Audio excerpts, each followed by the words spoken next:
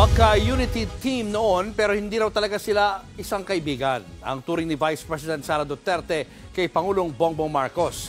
Sa eleksyon lang daw sila nagkakilala. Nagbabalik si Marian Enriquez. Or never again. Yan ang sagot ni Vice President Sara Duterte nang tanungin siya kung gusto pa ba niyang makipag-deal sa mga Marcos sa hinaharap. Ayon sa bise, hindi niya matatawag na isang kaibigan si Pangulong Bongbong Marcos. Hindi kami magkaibigan. Unang-una, nagkakilala lang kami dahil naging running mate kami.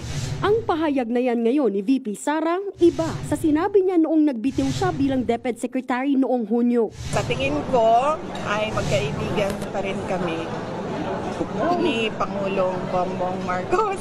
Matatandaan din noong 2022, binati pa ni Pangulong Marcos si VP Sara at tinawag niya pang BFF o Best Friends Forever. Pero ngayon, tila friendship over na sila at para nga kay VP Sara, hindi naman talaga sila magkaibigan. Nagkausap lang kami during campaign at dahil sa trabaho noon, but ngayon di na kami nagkakausap. Ang kaibigan ko talaga si Senator Amy Marcos.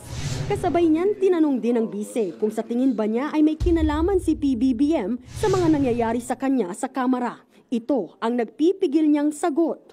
Ma'am, hindi ko sagutin yan kasi sarcastic yung sagot ko dyan.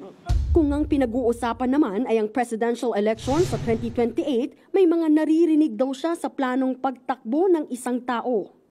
Si Speaker Martin Romualdez daw ang candidate for 2028. Wala pang tugon ang palasyo at si Speaker Romualdez kaugnay ng mga pahayag ni VP Sara.